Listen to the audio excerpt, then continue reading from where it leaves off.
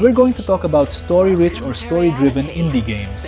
While these games span different genres, they all feature narratives that will keep you engaged throughout the entire playthrough. Also, please let me know if I missed some games. In no particular order, let's get into the list.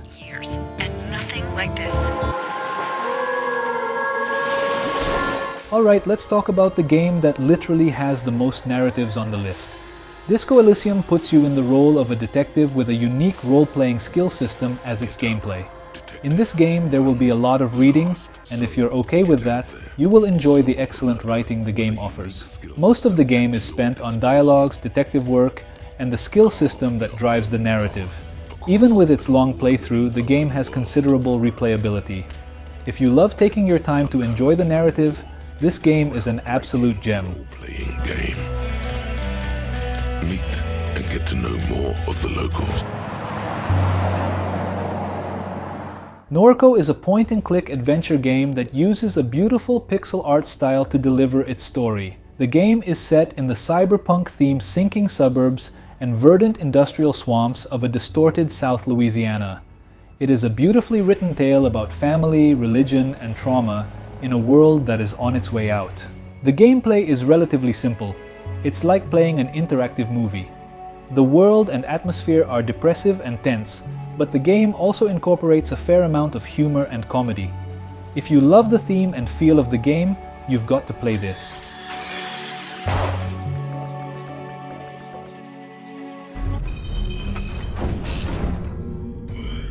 Next, we have an action RPG on the list.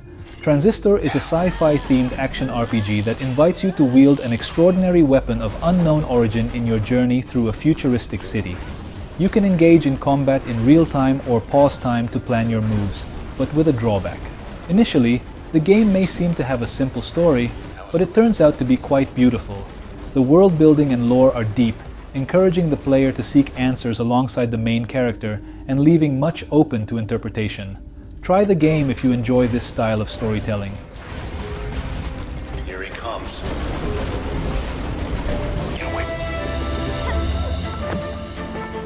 Spiritfarer is a game about dying where you play as Stella, the ferrymaster to the deceased. It's a heartwarming game that teaches you about letting go through wonderful adventures and saying goodbye to those with whom you've made connections. While the game is about dying, the message behind it is deeper than that.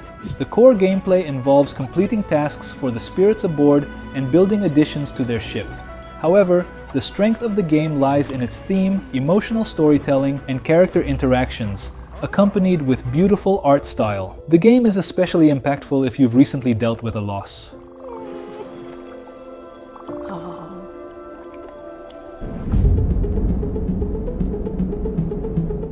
Citizen Sleeper is a tabletop-inspired narrative RPG set on a ruined space station that is home to thousands of people trying to survive in an interstellar capitalist society.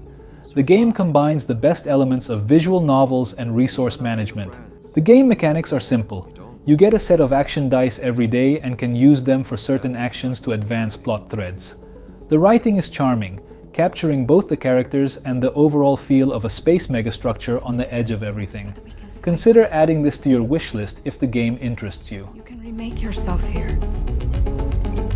They don't own you anymore. Return of the Obra Dinn is a mystery detective game set on a merchant ship from the game's title. The ship went missing in 1803 and has since washed up in port, with all 60 passengers and crew dead or missing. Using a morbid timepiece on a corpse, you can jump back to the moment of the person's death and use the information available at that time to solve the mystery. With its unique detective mechanics and distinct monochromatic graphics, the game offers a delightful and satisfying experience. It demands logical deduction to solve mysteries and progress. Check this game out if you are a fan of detective and puzzle games.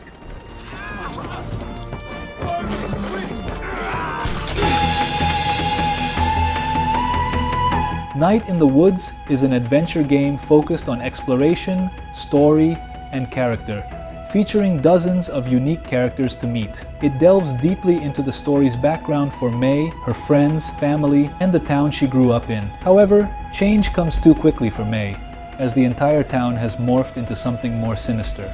The game is funny and emotional, yet somehow manages to be relatable despite its setting, theme, and characters not being portrayed as entirely realistic. This game is an intensely personal experience, as it doesn't simply tell a story, but rather connects with you on a more emotional level.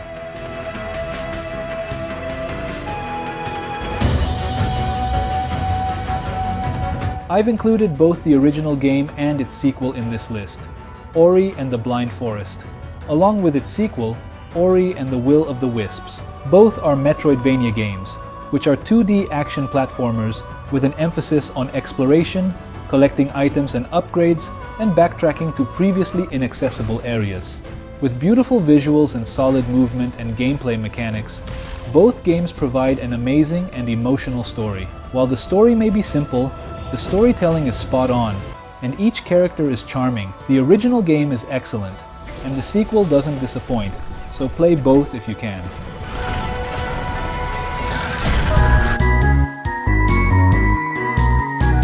Undertale is among the most popular pixel art RPGs, boasting a considerable cult following for various reasons. It deviates from the typical kill and grind gameplay. Instead, players progress in unexpected ways not found in generic RPGs. A crucial aspect involves the player's choice to kill, flee, or befriend monsters, influencing the plot and overall game progression. What makes this game stand out is how charming the characters are, how they behave based on your actions, and how the narrative unfolds. You will understand why it has gathered so much popularity after playing the game.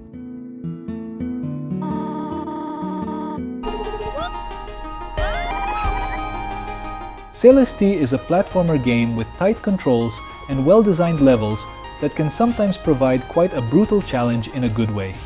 The game introduces new mechanics and concepts with each level.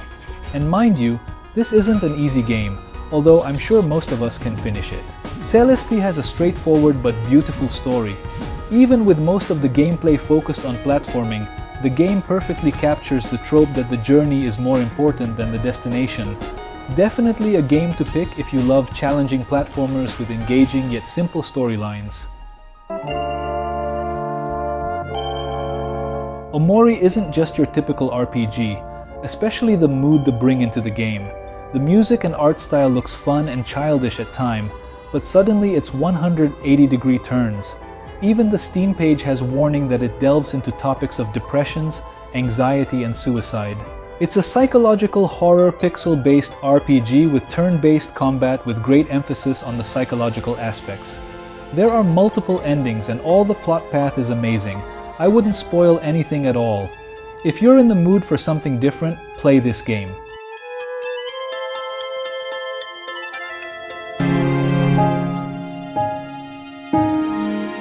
To the Moon is one of the most popular indie games, which is surprising considering its simple point-and-click adventure gameplay. What makes the game special, of course, lies in its narrative. You play as Dr. Rosaline and Dr. Watts, fulfilling your patient's last wish before they pass away.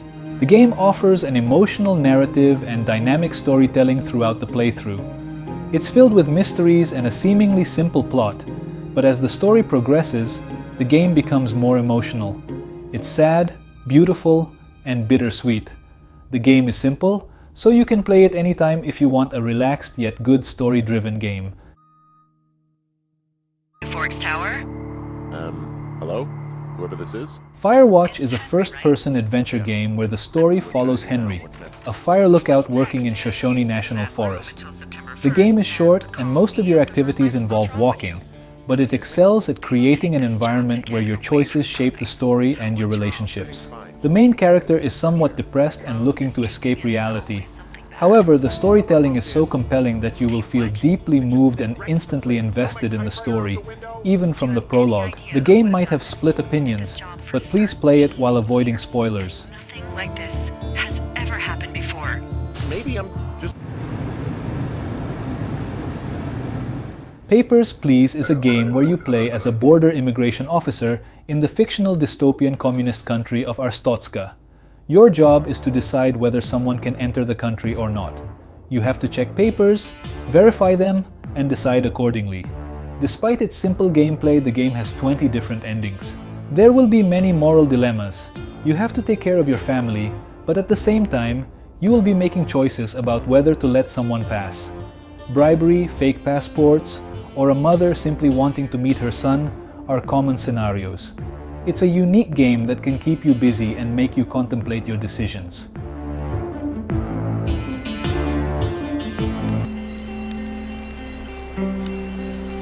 Many people say that Outer Wilds is best experienced without reading reviews or discovering game content in advance.